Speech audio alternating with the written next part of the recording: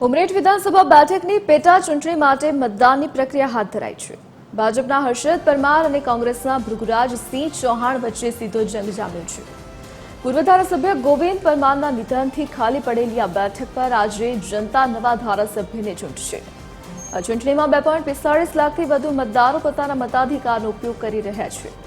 કુલ 306 મતદાન મથકો પર સુરક્ષાના ચુસ્ત બંદોબસ્ત વચ્ચે શાંતિપૂર્ણ મતદાન માટે તંત્ર સજ્જ છે। ખાસ કરીને 5 આદર્શ અને સખી મતદાન મથકો ઉભા કરવામાં આવ્યા છે। ગત રાત્રે રાજકીય પક્ષોએ ગામડાઓમાં પહેરો ભરીને મતદારોને રીઝવવાના અંતિમ પ્રયાસો કર્યા હતા। હવે 4 મેના રોજ વલ્લભ વિદ્યાનગર ખાતે મતગણતરી હાથ ધરાશે। કોણ બાજી મારશે અને કોના માથે વિજયનો તાજ આવશે તેના પર સૌની નજર ટકેલી છે।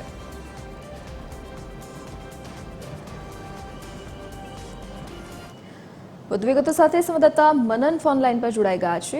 જી મનન, આજે મતદાન થવાનું છે, શું વિગત? જી દર્દી, 111 ઉમરેઠ વિધાનસભાની પેટા ચૂંટણીની મતદાન પ્રક્રિયા છે તે શરૂ થઈ ગઈ છે। વહેલી સવારથી જ મતદારોએ અનેક જગ્યા ઉપર મતદાન કર્યું છે, જેની અંદર 2,45,623 મતદારો પોતાના જનપ્રતિનિધિને આજે નક્કી કરવાના છે। 306 મતદાન મથકો ઉપર યોજાઈ રહ્યું છે મતદાન।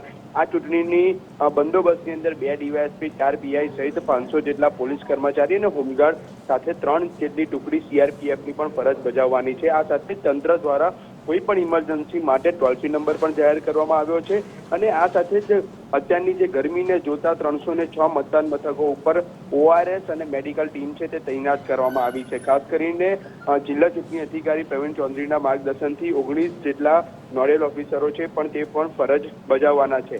અને આ સાથે જે પ્રકારે કહી શકાય છે કે કુલ ટોટલ 6 ઉમેદવારો વચ્ચે આ જંગ થવાનો છે, જેની અંદર મુખ્ય ભાજપ અને કોંગ્રેસ વચ્ચે સીધી ટક્કર થવાની છે। ભારતીય જનતા પાર્ટીમાંથી સ્વર્ગસ્થ ધારાસભ્ય ગોવિંદભાઈ પરમારના પુત્ર હર્ષદ પરમારને મેદાને ઉતાર્યા છે, ત્યારે સામે કોંગ્રેસમાંથી પણ સક્રિય ચહેરો ધરાવતો ભૃગુરાજસિંહ ચૌહાણને મેદાને ઉતાર્યા છે।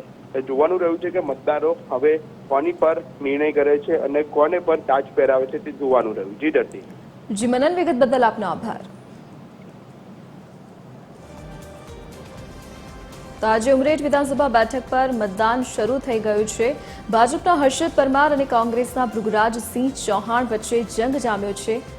તો વિધાનસભા પેટા ચૂંટણી માટે ચૂંટણી પંચ સજ્જ બન્યું છે। તમામ સુરક્ષા વ્યવસ્થા બંદોબસ્ત ગોઠવી દેવામાં આવ્યો છે। 2.45 લાખથી વધુ મતદારો મતાધિકારનો ઉપયોગ કરશે।